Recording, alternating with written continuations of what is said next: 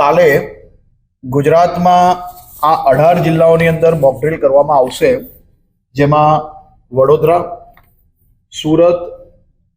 તાપી, પાટણ, બનાસકાંઠા, અમદાવાદ, જામનગર,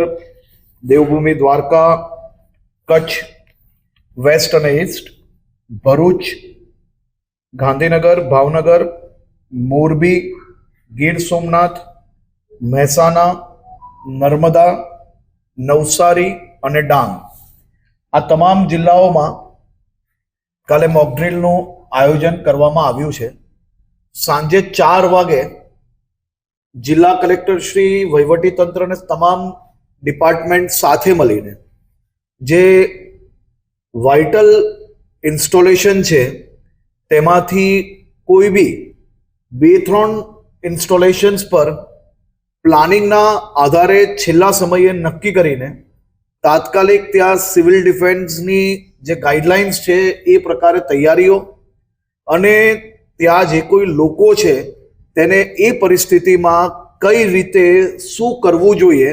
તેની કામગીરી કાલે કરવામાં આવશે. રાજ્યના સૌ નાગરિકોને હું વિનંતી કરું છું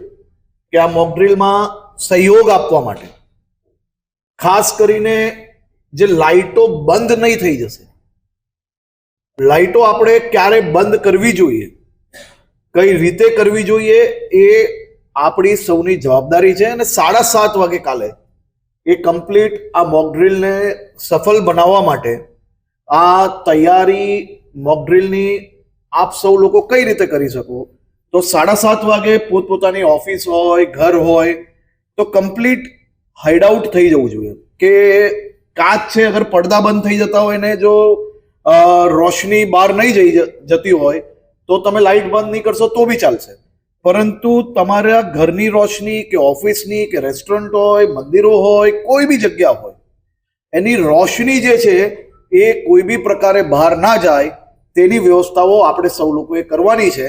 તો કાલે આ મોક ડ્રીલમાં 7:30 વાગે કમ્પ્લીટ લાઇટ આપણે સૌ લોકોએ બંધ કરવાની છે. સાથે સાથે